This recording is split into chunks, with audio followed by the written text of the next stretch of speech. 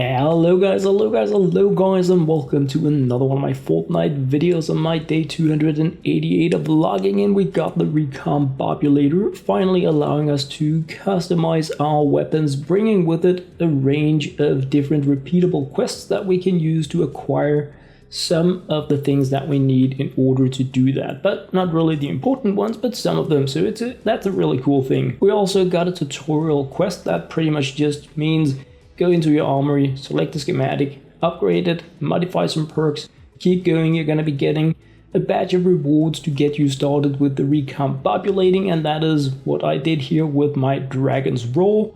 I went a little bit heads on into this because I didn't really consider exactly how hard it would be to acquire these different resources, but I was very curious about the Dragon's Roar. Could I change the element on it to nature, for instance, but still have some kind of fiery penetrating damage or nature penetrating damage? So that was the first weapon that I decided to dig into. When you're going to modify the options, you're going to be shown the new perks and the current perks so that you can decide if this is a good deal for you. So far, it appears to be a really bad, horrible deal in almost all cases. But that is just getting started, because as you put in time and resources to level these things up more, you're going to have a much stronger weapon moving forward than what you did at the start, unless you had really crazy rolls. And I did that with some of my things compared to what I could get anyway. But completing the perk replacement thing here as well, getting in the reward so that I have something to get started with, and I use these resources to make some of my long wanted weapons like Nature Element, Deathstalker for instance, and I just went all in with my 58 Dragon's Roar here, which is silly because I have a 106 one, but this was where I toyed around to start with, and I don't really regret it as such. But I mean, it's gonna take some time to get these resources back, let's just be honest about it. But anyway, you go in there, you fiddle around with it, you upgrade some things, like change up the perks, and then you're gonna be getting your getting started package that will allow you to get one weapon pretty niftily good up and running. The cap on elemental and energy damage is 20%, so that alone is a one-up kind of thing. My Dragon's Roar worked like a charm after the upgrade. I didn't really feel any kind of decrease in damage on it whatsoever, but I didn't feel the upgrade either. The Hydra was the next weapon I wanted to check out. Can I get an element on it? And no, I could not replace my energy, but I did get headshot eliminations cause an explosion. So that's not one of my favorite perks, to be honest. I really don't like that perk, but it's a bonus damage. So that's the thing. And I do like to try to headshot with my Hydra. So yeah, it was pretty much I just had to go with it. I want to get my Hydra maxed as the first weapon that I had, so just went in there. I managed to get my energy damage all the way up to 20%, and this is a very costly thing that you can't do unless you have access to Twine Peaks missions, because that is where you get this legendary up kind of thing that you need to boost your elements and the other things up to the very last tier. So I ended my Hydra here with a 20% damage, and I mean, I'm not a fan of the headshot explosions, but it sure is efficient. The Nocturna was another weapon I was very curious about. It's one of the founders' weapons, and they really did it with this weapon. Holy smokes, I was happy about this. We now get affliction damage, making it on tier with the other elemental weapons we have in the game, so I was very happy about finally getting my Nocturno up to where it isn't worse than the other similar weapons in the game. It's not worse than a siege breaker with the similar rolls, so that was really cool. The Founder's Blazing Masamune was also one of the weapons where I was like, holy whoa. After 6 hits you trigger an explosion, dealing 106% weapon damage. Alright, much better for me than headshot damage, even though I don't go that much melee damage with my Founder's Blazing Masamune any longer, but it's pretty amazing. This weapon here, however, look at my damage rolls on this one. I wanted to see what I could get out of it. I had nasty damage on it, and instead I get snares and 2 free slots. And unfortunately, we can't see what we can get in those free slots. So once again, I went head on in there, hoping that I could get something better or similar when I just converted the weapon, because you can't click on them to see what will I get in these slots here. You can just see that they're gonna be free.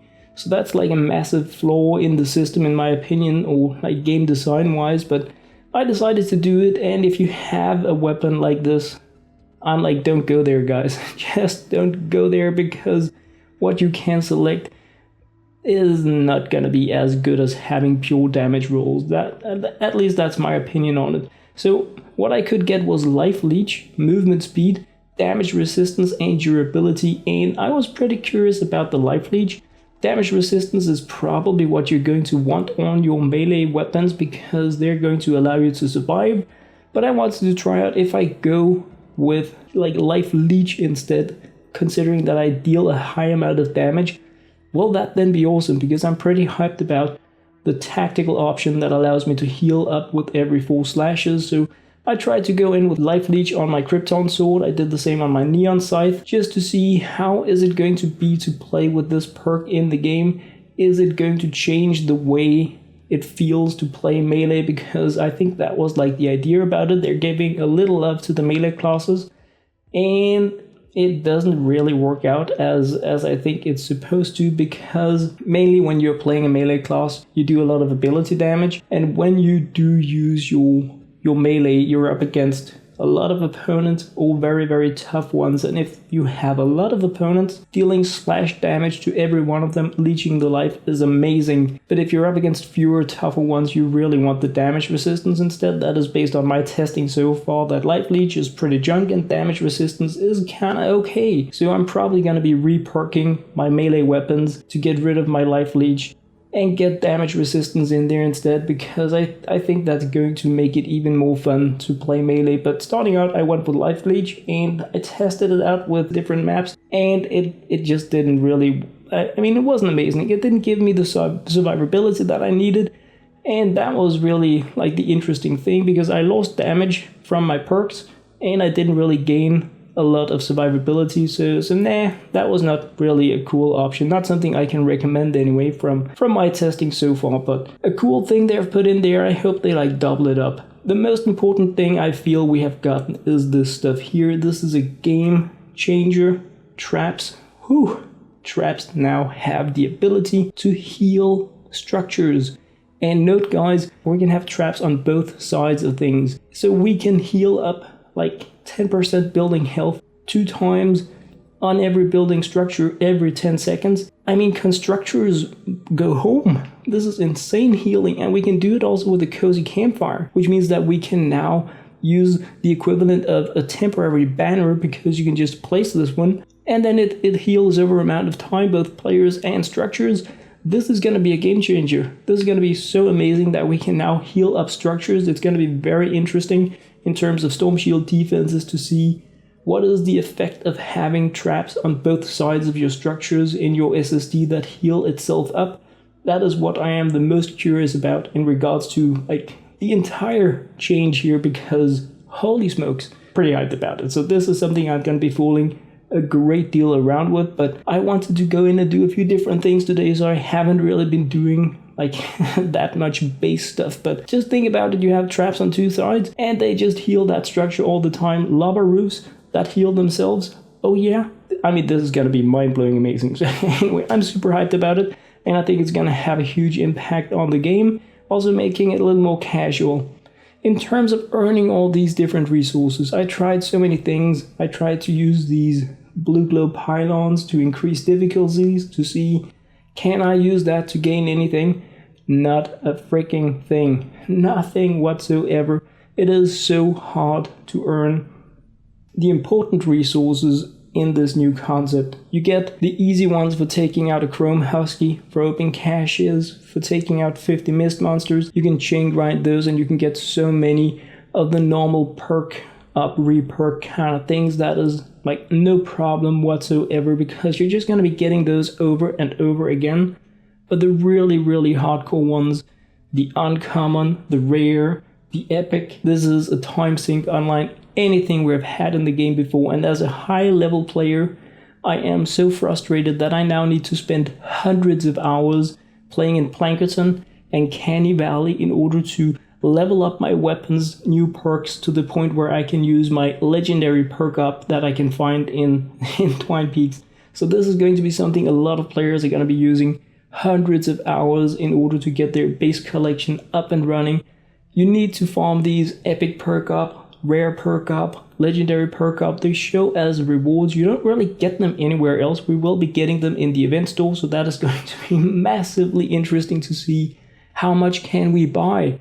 Because getting 40 to 60 for playing 20 minutes when you need 350 each time you're going to be like upgrading your legendary or something, it is crazy time-wise. So hundreds of hours going to be put into your weapons before you have the high upgraded good legendary tiers for everything.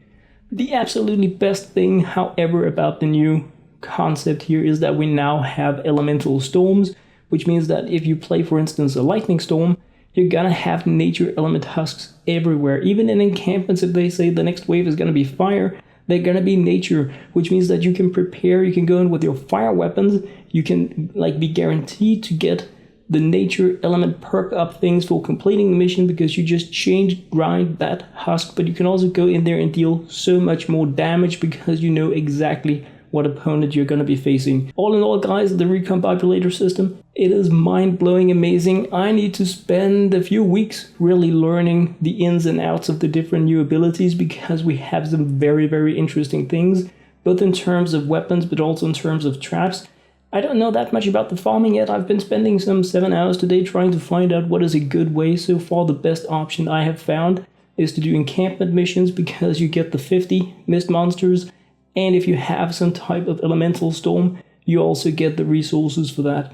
That was what I had to share in this video, guys. I hope you enjoyed. As always, thank you very much for watching.